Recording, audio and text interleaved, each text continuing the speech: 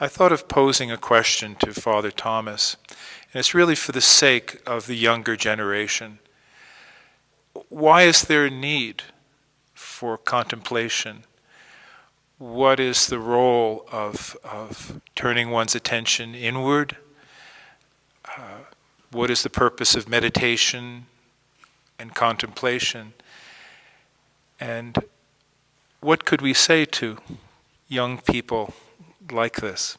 Action is essential to the contemplative life, and contemplation is an overarching concept in the Christian tradition that includes both prayer and action. Now, action is not necessarily apostolic or social action to begin with. The first action that arises when we seriously undertake the spiritual journey seems to be what the Desert Fathers meant by action, which is to start behaving ourselves, especially in ways that are self-centered and selfish and non-productive or harmful to ourselves or others. And so that's called in the Christian tradition the practice of virtue. But practically it means trying to translate, if we're Christians, the message of the gospel into real life.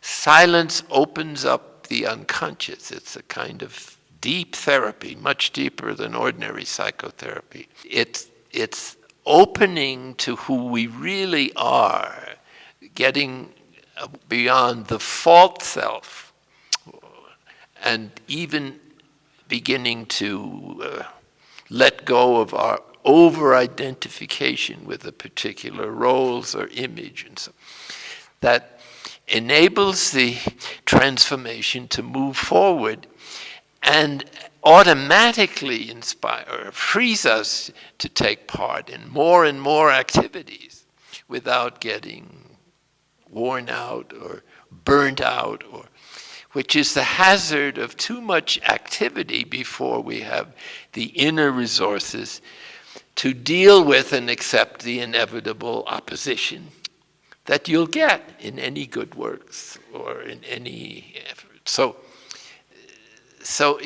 it's a balance then of having enough time for prayer and silence and reading that is supportive, and your efforts to let go of the false self in obvious areas that are obstacles to divine love or any kind of love, and to engage in the action that needs to be done, not as a false self and sharing the dark side of your personality with people with whatever good intention, but actually allowing the divine energy to flow through you. And this requires a lot of silence and time.